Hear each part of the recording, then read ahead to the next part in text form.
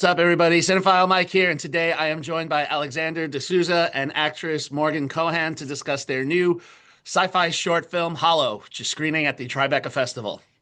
Set in the near future, where people can confront deceased loved ones through advanced holographic technology, we follow a woman seeking closure after the death of her partner. Alexander, Morgan, thank you so much for taking the time to chat with me today. Thank you. Yeah, thanks for having So, us. one aspect that I appreciated is that this film never presents the technology as good or bad. It invites the audience to wrestle with their own feelings about this. So, as you were shaping this film, how important was it to preserve that ambiguity rather than, pushing people towards a specific answer? Yeah, I guess I'll take this one. So a lot of my previous films are very ambiguous. I don't really leave it to like for the viewers to decide essentially. That's actually one of the things I loved about Hollow, that it doesn't portray it necessarily as evil. It portrays like a scenario that could happen, right? It's really making a statement. It's more about the warning of where technology can go rather than saying, it's necessarily bad or really good, right? I mean, in a world this technology could be really useful. Part of the joy of making Hollow is it shows one of the darker sides of where it can go. Um, and so, yeah, it really leaves the viewer kind of guessing, how, is there a world where this could be useful? Is it just, pure evil? Is it just gonna, you know, uh, kind of take over how we interact with each other and kind of be destructive to their therapeutic process and all of that. That is, it's funny you mentioned that's one of the things why it drew me to the script. It's like ambiguous for all the good reasons. And Morgan, without getting into too many spoilers, your character shares scenes that require navigating these complicated and conflicting emotions at the same time. What were your conversations like with Alexander as you worked together to find the right balance for this in this truncated time frame? Yeah, I think we had a lovely couple of calls. I was lucky enough that Alex, our writer, had written I'd seen a full episode too. So kind of had a bigger view of the world and Claire and where she's coming from. So I kind of had that to build off of. And I did some work alone. And then Alexander and I had a good chat and kind of just like what I love about working with Alexander is um, he has such a clear vision of how he sees things and what he wants.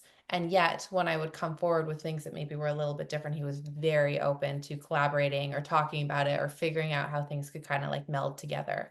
So yeah, we had a good chat ahead of time and then had a little bit of rehearsal and then kind of just dove in.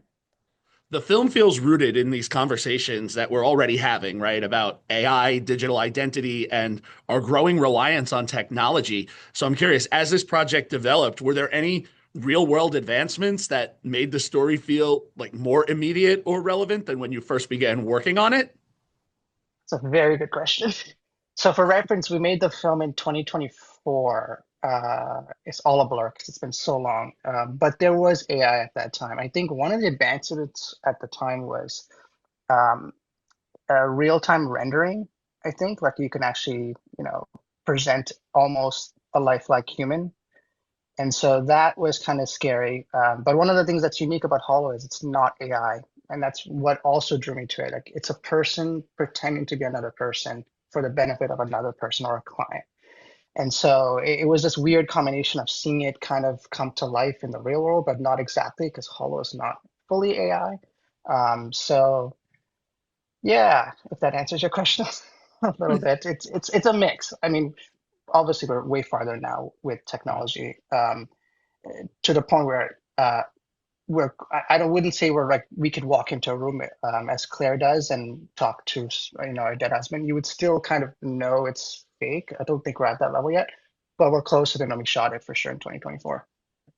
So, one question I love to ask for both of you as a performer, as a director, as you continue working on projects, what would you say is one best practice that you either picked up on Hollow or before that you're looking forward to taking with you into your next project? And what would you say is one learning curve you've tried to avoid or not repeat? Good question. Oh, that's a really good question. I need a minute. I may need a minute on this one. Hmm. I think what I realized was moving forward was like, oh, I'd really like to know, like to be more aware myself of framing what the shot looks like before I go into it, because I thought I had a very clear idea of what it was. And then I was happily surprised with how it turned out, but it was different than what I thought. And I think there are some things where I'm like, oh, interesting. I might have tweaked things if I'd known that. And that was just on me on not asking more questions. So that's maybe something I'd move forward with. Hmm. For me, it would be I think the rehearsal process. I think going back, we could have definitely used more time. And part of it was due to logistics, and how we schedule it all. But I think going back, more rehearsal time, definitely. I mean, I'm always afraid to over rehearse, but I think for a project like Holo, where it is very technical and nuanced because you had characters playing one another and there's all these different levels of dynamics in terms of characters and relationships. I think more rehearsal time is almost in all cases never a bad thing. So that's something I've learned from Holo. Hopefully, I can push for more in the future. And my final question is, when audiences leave Hollow, what is something that you hope stays with them, whether emotionally, intellectually, or a question to think about when they walk out of the theater? I mean, I hope that they're discussing whether or not they would want that for themselves. Like if they were in a similar situation or had a loved one that they wish they could say goodbye to, like how do they feel about that now? Yeah, just to open up that doorway a little bit. Yeah, I mean, Morgan already touched on it. For me, it's an ethical question, right? And I personally struggled immensely with it because, when you're making a film, you're making kind of like a statement, at least as a filmmaker. And so, it goes back to your first question, leaving it ambiguous, right? Are we saying this is necessarily bad? Are we saying it's necessarily good? I think the one thing for me that I want people to take away is, start questioning, be aware, right?